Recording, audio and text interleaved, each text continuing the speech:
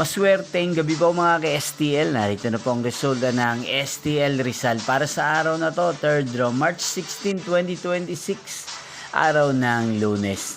Naway ang mga natayaan nyo pong mga numero kanina ay manalo nawa ngayong gabing ito, 8:45 PM. Kaya kunin nyo na po ang inyong mga ticket. Narito na po ang resulta.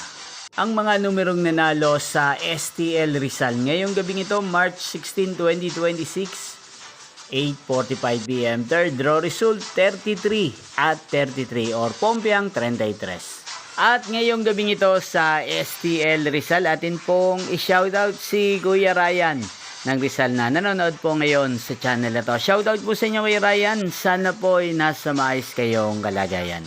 At sa lahat po ng mga taga Rizal, shoutout po sa inyong lahat.